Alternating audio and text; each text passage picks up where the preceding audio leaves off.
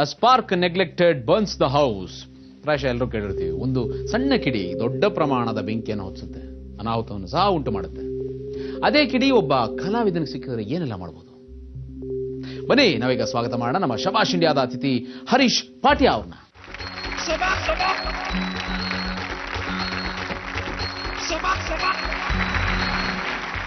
ಹರೀಶ್ ಪಾಟ್ಯಾ ಅವರು ವೃತ್ತಿಯಲ್ಲಿ hair stylist. ಅವರು ಸುಮಾರು 20 ವರ್ಷಗಳಿಂದ ಈ ಕೆಲಸ ಮಾಡ್ತಾ ಬರ್ತಾ ಇದ್ದಾರೆ.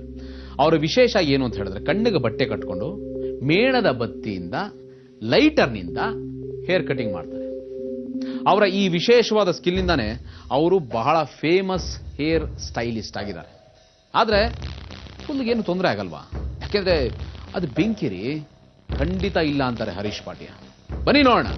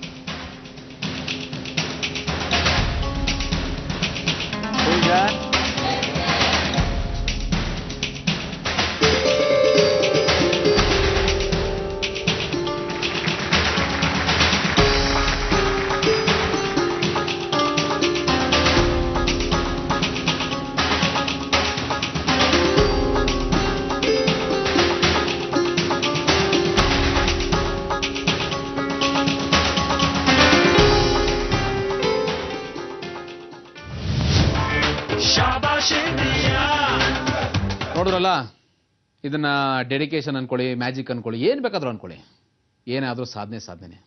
ಶಬಾಷ್ ಹರೀಶ್ ಪಾಟ್ಯಾ, ಶಬಾಷ್ ಇಂಡಿಯಾ.